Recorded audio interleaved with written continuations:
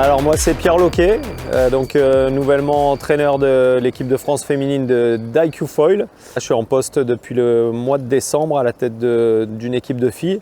Allez, on décale sur du speed test. Comme je vous disais, on fait 30 secondes bloquées, derrière coup de sifflet et un peu dans le même esprit qu'hier, deux virements jusqu'au bateau. À chaque fois 2 virements, donc si on part dans l'autre sens, on enroule dans l'autre sens.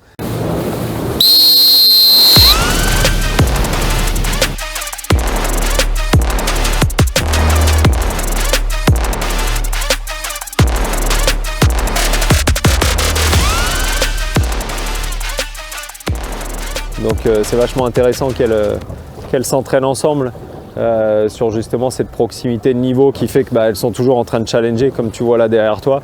Ça se joue à pas grand chose et c'est top, elles en profitent vachement. On a 4 filles qui composent le groupe. Hélène, qui est la championne du monde en titre, c'est celle qui mène la danse pour l'instant au niveau international. Pour nous, c'est clairement un super avantage de l'avoir parmi nous. Elle donne le ton, comme on dit. Sur les 2 années précédentes, elle a montré ce qu'elle valait. L'objectif pour elle, ça va être de réitérer la performance. Elle est clairement la personne à battre, donc gros challenge de ce côté-là.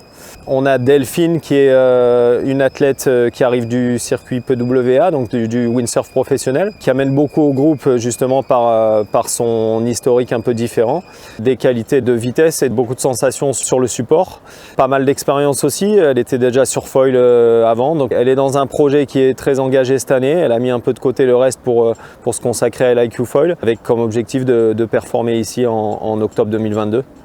On a Lucie qui est l'ancienne partenaire dans l'équipe de France de Charline Picon qui était notre sélectionnée au jeu. Lucie qui a un vécu assez fort sur la planche olympique, donc très bonne régatière, elle a de grosses qualités là-dedans. Elle s'adapte petit à petit au support, elle a performé déjà l'an dernier. Gros potentiel pour l'équipe, ça match très bien avec le reste du groupe aussi.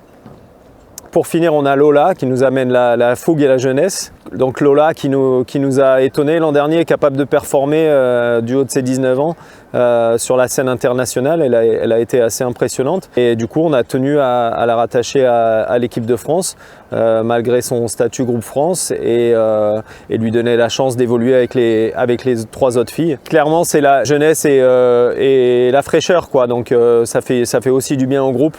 Et voilà, on est très content de l'avoir avec nous. Notre objectif principal du début de saison, ce sera le championnat d'Europe qui se passera à Torbole en Italie dans le courant du mois de mai. Voilà, avec un objectif clair qui est sur cette saison 2022, le championnat du monde ici à Brest en octobre.